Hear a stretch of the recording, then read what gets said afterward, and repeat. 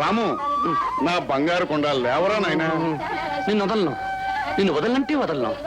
నువ్వు నా మురిపాల సద్ది మూటవి, నా మాగాయి టెక్కవి, నువ్వే నా పాణం, ఇవి నా పొంగునాలు, ఇదే నా కాచో. బాలుడు పొద్దెక్కిన ఏమిటి కలవరంతలో? నువ్వు జిలేబీ, జంగ్రీ, బూందీ, లడ్డు ఏమిటా పిచ్చ పిచ్చ చేస్తలో?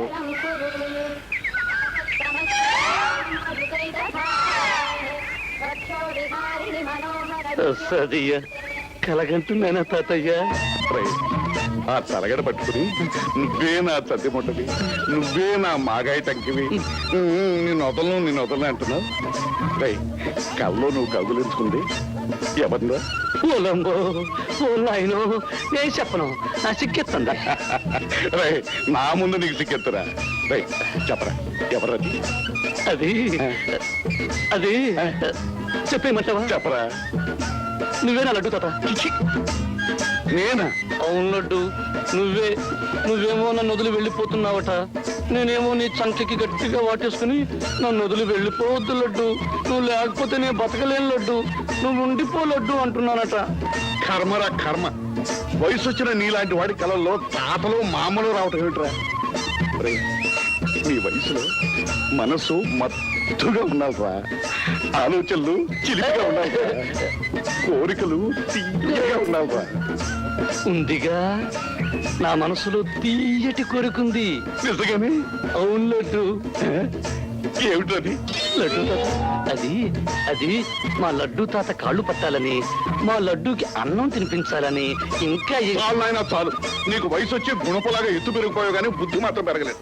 సరే సంగతి ముందు మొహం గడుకురా, సద్దానం తిందిగా.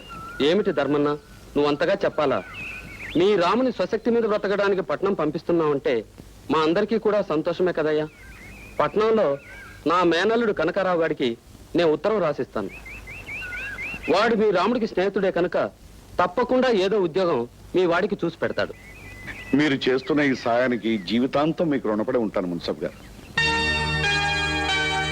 లడ్డు తాత, నువ్వు ఆ మున్సబ్తో మాట్లాడడం అంతా నేను ఈ స్తంభం చాటు నుంచి విన్నాను. నువ్వేమో నన్ను పట్నం పంపిస్తావా?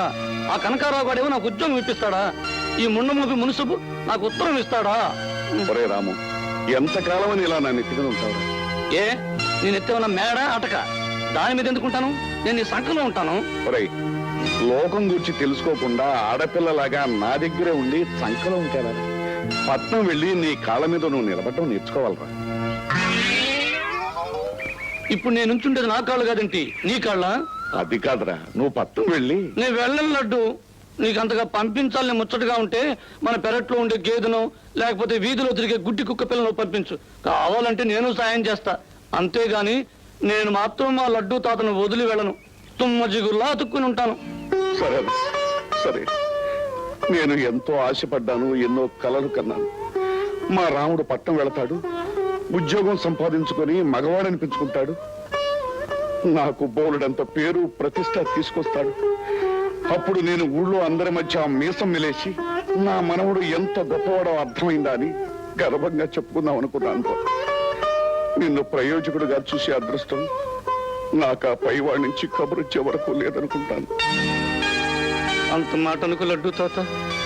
ఒకవేళ నీకు పైవాడి నుంచి కబురేగాని వస్తే నేను వెళ్తాను. మా తాతయ్యకు బదులుగా నేను వచ్చాను అని ఆ భగవంతుడికి చెప్తాను. లడ్డు తాత, నా మీద నువ్వు ఇన్ని ఆశలు పెట్టుకున్నావని నాకు ఇప్పుడే తెలిసింది. నువ్వు చెప్పినట్టుగానే నేను పట్నం వెళ్తాను. నా కాళ్ళ మీద నేనే నిలబడతాను. నీకు మంచి పేరు సంపాదించి పెడతాను. సంతోషమైన లడ్డు తాత? సంతోషం లడ్డు తాత. తాతయ్య, నువ్వు చెప్పినట్టుగానే పట్నం వెళ్ళి నా కాళ్ళ మీద నేను నిలబడతాను. నువ్వు చక్కగా అందరి ముందు మీసాలు తిప్పి నా పేరు గొప్పగా చెప్పేటట్టు చేస్తాను. అలాగే బాబు, వెళ్ళు. అక్కడికి వెళ్ళిన తర్వాత ముఖ్యంగా 3 విషయాలు గుర్తుంచుకో. 1, ఎవరు ఉప్పు తింటున్నావో వారికి విశ్వాసపాత్రుడు అయి ఉండాలి.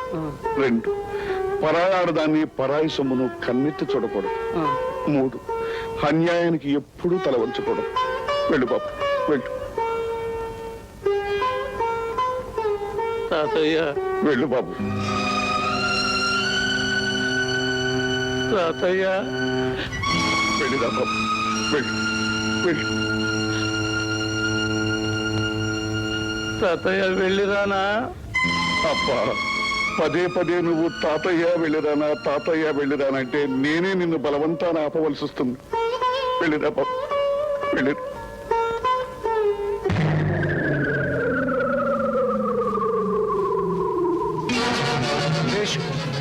నా జీవితానికి సంబంధించిన ఒక గొప్ప రహస్యాన్ని ఇప్పుడు నీకు చెప్పాల్సిన సమయం వచ్చింది. సమయం వచ్చినప్పుడు సందేహించకుండా చెప్పండి డాడీ. కర్ణుడి జన్మరహస్యంలాగా నా పుట్టుక కూడా ఏ సున్నానుమూర్తితో కారణమని మీకు ఇప్పుడు తెలిసిపోయి బాధపడుతున్నారా? మీ ఆన్సర్ ఏమిటి? నువ్వు డబ్బా రేకుల సుబ్బారావు లాగా దరిద్రపు కొట్టు ప్రశ్నలు వేస్తుంటే నాకు సింగంపల్లి సంగమేశ్వరరావు లాగా నేను చాచి కొట్టాలనిపిస్తుంది. తండ్రి కొడుకుల మధ్య తగాదాలు డాడీ. మీరు సుప్రభాతం లాగా చదివేస్తుంటే నేను క్రికెట్ కామెంటరీ లాగా వినేస్తుంటాను. చెప్పు, ఏమిటా రత్నగిరి రహస్యం? ఏడాది పిల్లాడిగా ఉన్నప్పుడు నువ్వు ఏడుస్తున్నా వినకుండా నేను బొంబాయిలో వదిలేసి నేను మద్రాసు వచ్చేసాను. నేను ఏడుస్తున్నా వినకుండా మీరు అలా బయలుదేరటం న్యాయమే డాడీ? ఇది నా క్వశ్చన్. మీ ఆన్సర్ ఏమిటి? నువ్వు మల్లాప్రగడ మాధవరావు లాగా మధ్యలో మాట్లాడితే నేను తల్లా వచ్చిన తాతారావు లాగా నిన్ను తన్ని అవతలి పంపించేస్తాను. ఇది నా ఆన్సర్. ఆన్సర్ సరిపోయింది. ఆ తర్వాత ఏం జరిగిందో చెప్పు. ఆ రోజు ఎయిర్పోర్ట్ లో ఎవరో ఒక వ్యక్తి తన ఆప్తులకు ఎవరికో సీరియస్ గా ఉందంటూ అక్కడ ఉన్న ఆఫీసర్లందరినీ ఫ్లైట్ టికెట్ కోసం ప్రాధేయపడ్డాడు. అయినా టికెట్ దొరకలేదు. అతన్ని చూసి నాకు జాలి వేసింది. జాలే మీక? మగాడి కడుపు వచ్చిందన్న ఆశ్చర్యం లేదు కానీ మీకు జాలి కలిగిందంటే మహా ఆశ్చర్యం డాడీ. ఆశ్చర్యమే శేషు. నా టికెట్ అతనికి ఇచ్చి అతన్ని ఫ్లైట్ లో పంపించడం ఆశ్చర్యమే. ఆ ఫ్లైట్ దారిలో కూలిపోవడం ఆశ్చర్యమే. చనిపోయిన వారిలో నా పేరు ప్రకటించడం ఆశ్చర్యమే. అయితే అప్పటి నుంచి లోకం దృష్టిలో నేను చనిపోయి అడ్డదారి తొక్కుతూ అప్పాపురం జమీందార్లా హాయిగా బతుకుతున్నాను. చూసారా మరి, పాపాత్ములకి పొలిటీషియన్స్ కి దీర్ఘాయుష్ కలుగుతుంది అనడానికి మీ పాపిష్టి జీవితం ఉదాహరణ కదా.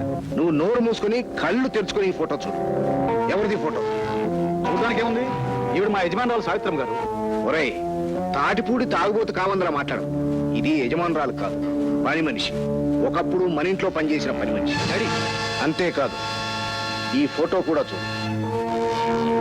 ఈ ఫోటోలో ఉన్నది రంగారావు, మా నాన్నగారి మొదటి భార్య కొడుకు. అంటే నాకు మారటన్నయ్యా. మాది చాలా పెద్ద ఆస్తి. నువ్వు మేనేజర్ గా పనిచేస్తున్న 5 స్టార్ హోటల్లోను, సింగపూర్ లో ఉన్న హోటల్ రిడ్స్ లోను, అమెరికాలో ఉన్న రాక్ క్యాజిల్ లోను, స్విట్జర్లాండ్ లో ఉన్న hotel honeymoon loan, and Paris లో ఉన్న హోటల్ గ్లోరీలోను మనకు సగం వాటా ఉంది. మా అన్నయ్యను వాడి కొడుకు రాజాబాబును చంపి ఆస్తి చేజిక్కించుకోవాలని సరదా పడ్డాను.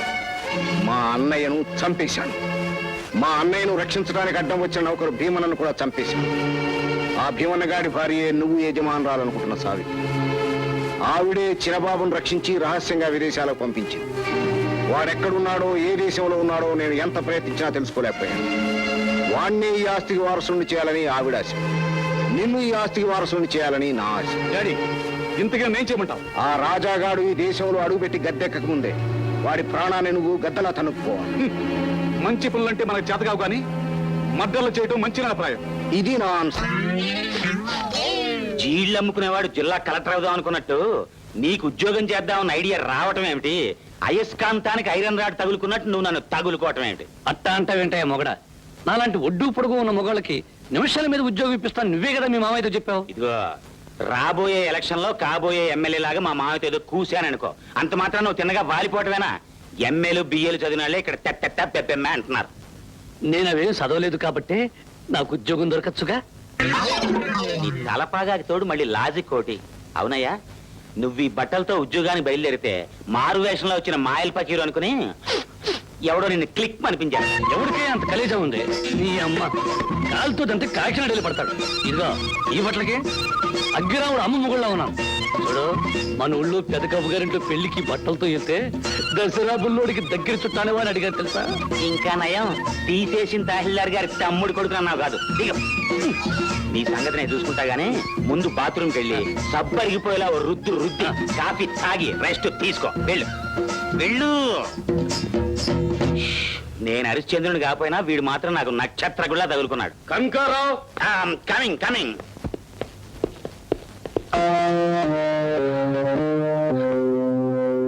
హలో సార్, నీకు ఫోటోలు తీయాలా? డబ్బులు లేకుండా తీస్తాను. మళ్ళీ ఎందుకురా నాకు ఫోటోలు తీయడం? నేను ఆ దగా చంద్గారు పిల్లం కలిసి ఉంటే చాటు నుంచి ఉండి తీసావు ఫోటోలు. అది కడగలేదండి. కడగాలేదా? కడిగి ఉంటే ఈ పట్టి నిన్ను ఉచ్చి పారేది. ఫిల్మ్ ఎక్కడ? కెమెరాలో. కెమెరా ఎక్కడ? టేబుల్ మీద. టేబుల్ ఎక్కడ? భూమి మీద. భూమి ఎక్కడ బే? మూల. మూల ఎక్కడ? ఇక్కడ. ఆ? తెరవద్దు, తెరవద్దు.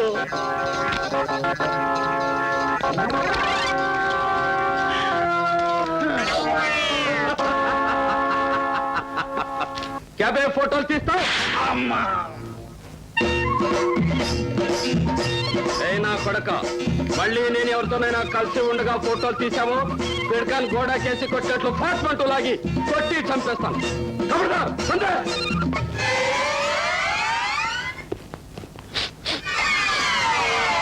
వాడు నా ప్రాణ స్నేహితుడు. ఈ పట్టణంలో ప్రాణ స్నేహితులు అందరూ తంతాను పొడుస్తానని అంటారు. కనకరావు, ఏ కనకరావు, కమింగ్ కమింగ్. రే కనకరావు, ఫోటోలు తీసావు? ఫోటోలు తీశాను, కానీ కెమెరా పనిచేయక సరిగ్గా రాలేదు. రాలేదా? అరే బేవకూఫ్, నీ మీద నమ్మకంతో పిల్లల మీద విడాకులు దావా చేసేసాం, లాయర్లకి ఫీజులు ఇచ్చేసాం, కోర్టు బంటుతులకి మామూలు ఇచ్చేసాం, రెండో పిల్లలకి సెటప్ చేసేసాం. రాలేదంటావు బే? అంటే నేరం నాది కాదు, కెమెరాది. ఎక్కడ కెమెరా? టేబుల్ మీద. ఎక్కడ టేబుల్? భూమి మీద. ఎక్కడ భూమి? మూల మీద. ఎక్కడ మూల బే? ఇక్కడ. నా పనిముట్టు, నా పనిముట్టు. వద్దు వద్దు. ఒరే కనకారావు, ఫోటోలు సరిగ్గా రాలేదు. మళ్ళీ నీది ముఖం నాకి చూపించామంటే నీది చర్మం మొలిచి నాకి చెప్పుడు పుట్టించుకుంటాను. దేవకు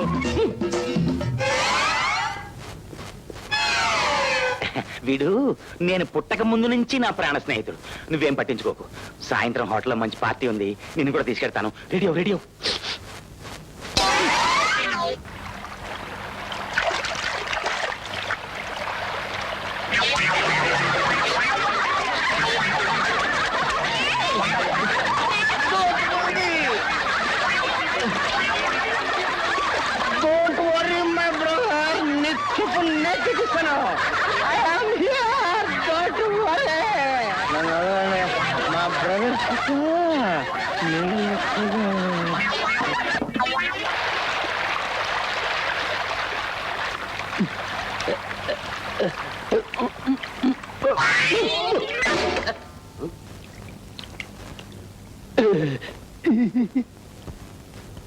మిస్టర్ కిషోర్, నీ ప్రోగ్రాం ప్రారంభించాలి. మైకంలో ఉన్నాను, మన్నించాలి మనసులే. అలాంటి కుదరదు, నువ్వు పాడాలి. పాడాల్సిందేనా? పాడాల్సిందేనా? పాడమంటే పాడేది పాట కాదు. ఏయ్, నీ పాట కోసం అందరూ ఎదురు చూస్తున్నారు, నువ్వు పాడు. I don't Singh. కావాలంటే నా ఫ్రెండ్ సంగీత సమ్రాట్ ఈ గాన కోకిల గారు పాడక. నేను గాన కోకిల్ని కాదు, మా ఊళ్ళో గాన కాకి. నేను పాడలేను. Nothing doing. నువ్వు పాడాలి. Come on start. ఏదో ఒకటి కూసేరా. కుయ్యడని నేను ఏమన్నా కొడుకుంటున్నా? అబ్బా, ఒరేయ్, నవల కాదు, పాడు. నేను పాడలేను. పాడాలి. ఒరేయ్, పాడి తీరాలి. నేను పాడలేను రే. నేను చెప్పేది వినిపించుకోను. అయ్యో, నవల కాదు. ఒరేయ్, నన్ను వదిలేరా. మా ఊరు వెళ్ళిపోతాను. మా లడ్డు తాత దగ్గరికి వెళ్ళిపోతాను. నన్ను వదిలేరా బాబు. అసలు పైకి అయ్యా, మీరంతా కలిసి చంపేస్తున్నారా? అయ్యా అయ్యా, నన్ను వదిలేరా బాబు. అయ్యా, ప్రాణం అంటే ఊపిరి వస్తాను రా బాబు. నవల నేను పాడలేను రా. జాతీయ గీతమో వేమన శతకంలోని పద్యమో ఏదో ఒకటి పాడేవనుకో, ఇక్కడ ఉన్న వాళ్ళు ఎవరో ఒకరు మెచ్చుకుని నీకు ఉద్యోగం ఇచ్చేస్తారు. నిజంగా ఉద్యోగం చేస్తారా? Guarantee, double guarantee.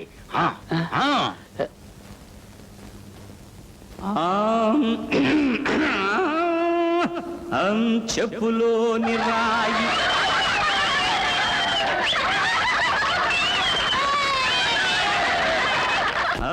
చెప్పులోని రాయి, చెవులోని జోరీగా, కంటిలోని నలుసు కాలిముల్లో,